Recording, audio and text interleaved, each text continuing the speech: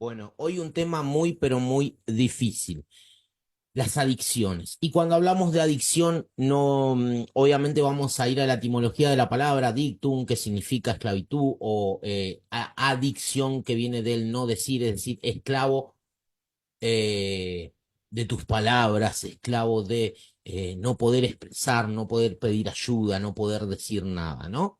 Más o menos es el concepto etimológico, pero dista bastante de lo que sucede en este mundo tan terrible. Y no voy a abrir el abanico, no voy a hablar de la adicción, no sé, al juego, no vamos a hablar de la adicción a los alimentos, que también es una enfermedad, la ley lo dice, sino que vamos a hablar puntualmente de la adicción a las drogas, a las sustancias, a los narcóticos, a las drogas duras e ilícitas, ¿sí?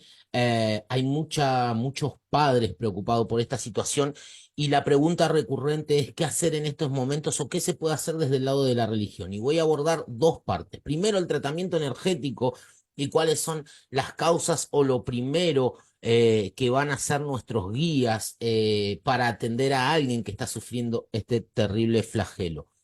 Y por otro lado, es para los representantes de la religión cómo se debe abordar un tema de esto. Es loco pensar que a una persona que viene con un problema de adicción a la cocaína, en toda su forma, porque la pasta base es un derivado también, entonces vamos a hablar puntualmente de la cocaína.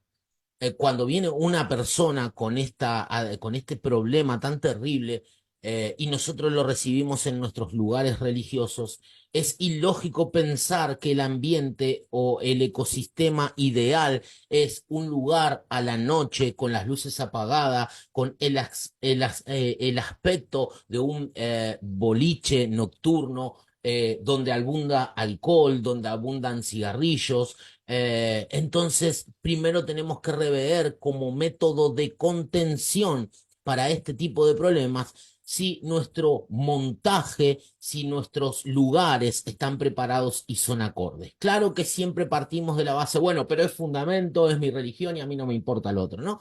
Pero esto va dirigido a los dirigentes que verdaderamente practican la Umbanda, que verdaderamente practican un culto para ayudar a la sociedad, es decir, un culto, una religión en todo su sentido, ¿sí?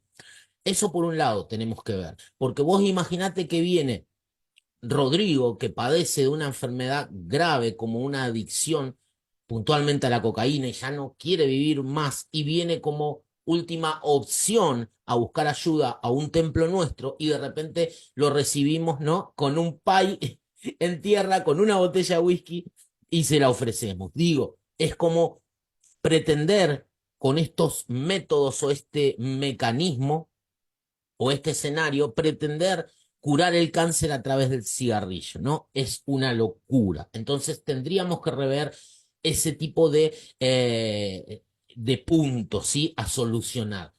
Bueno, ¿qué hacemos entonces? ¿Cambiamos toda la estructura? No, tenemos que hacer también y sumar a la gente a nuestros cultos y en base a eso poder modificar sí ciertas cosas, siempre pensando en el otro, siempre va a ser acreditado por nuestros pais si pensamos en el otro.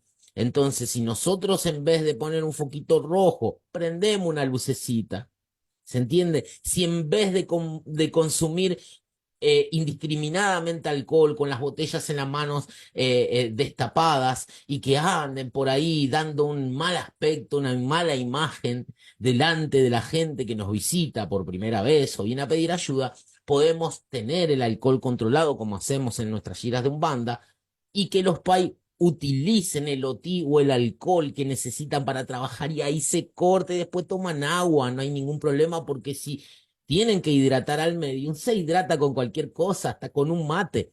¿Se entiende más o menos? Entonces tenemos que empezar a pensar seriamente en armar una religión para el que necesita verdadera. Esto por un lado. Y si sos padre de una persona adicta y estás llevando a un templo, bueno, evalúa esas cosas porque después vienen los problemas porque Rodriguito no puede dejar y porque Rodriguito lo saca de Guatemala y lo mete en Guatepeor.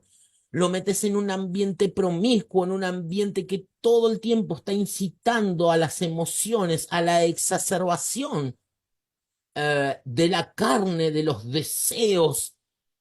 Y Rodriguito lo que desea justamente, en parte por costumbre, en parte incluso si ya es una enfermedad, si ya está establecida la adicción, lo que desea justamente es la sustancia.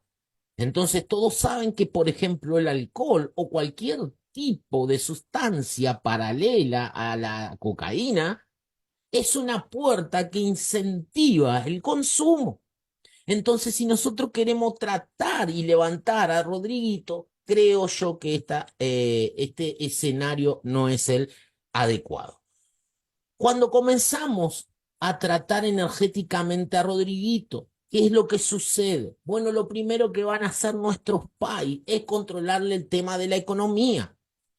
He escuchado a muchas personas que tienen un problema grave de adicción y cuando entran para ser tratadas energética o espiritualmente en nuestros templos, se quejan porque o hay una baja en el trabajo, en los ingresos económicos, o hay un sentimiento de soledad porque muchas amistades se alejan, entonces se empiezan a sentir solo, deprimido y no saben qué pasa. Bueno, estas cuestiones, permítanme decirles que son normales y casi necesarias. Porque una de las primeras cosas que hace una persona en este estado es utilizar y necesitar el poder económico para su fin, que es el consumo. Necesita poder económico, necesita que cada vez tener más trabajo para generar ingresos y que esos ingresos puedan hacerle conseguir su sustancia. También lo que sostiene emocionalmente a este tipo de personas es la comunión con su grupo, que también la mayoría de las veces, si no consume de igual manera que esta persona, lo incentivan a hacerlo, lo sostienen cuando se siente mal y dice, dale, no pasa nada. Entonces el grupo social de esta persona es muy, muy, muy importante. Entonces, energéticamente lo primero que hacen nuestros guías es comenzar a aislarlo, porque una vez que a uno se lo aísla, entra en contacto con la verdad de la persona, es decir, con las crisis, con la autocrítica, uno se mira al espejo individual y se da cuenta de las falencias y empieza a hacer esa especie de recuento de su vida, de sus acciones. Otra de las cosas también es la pseudo, entre comillas, depresión en la que cae la persona. Sí, Rodriguito ya no se droga más, Pai, o hace 15 días que no se droga, pero no se levanta de la cama. No tiene ganas de vivir, tiene angustia, come desordenadamente. Bueno, estas cosas también suceden. Y para finalizar, seguramente va a haber otro video al respecto, ahondando más en este tema. Para finalizar, uno de los patrones o de la actividad que tienen nuestros guías sobre estas personas que padecen de adicción como a modo de tratamiento espiritual, lo que vas a ver es que no es rápido, no es rápido, salvo que la situación esté muy, muy avanzada y la persona corra grandes riesgos de vida. Entonces ahí los métodos son bastantes extremos, porque se prioriza la vida antes que termine mal. Entonces ahí las guías actúan diferente. Pero en el común denominador, lo que se hace es que se toma su tiempo. ¿Por qué? Porque se debe cambiar un ecosistema por otro ecosistema, se debe cambiar las amistades, se deben cambiar los trabajos, se deben cambiar las responsabilidades, y así sucesivamente, y eso lleva tiempo,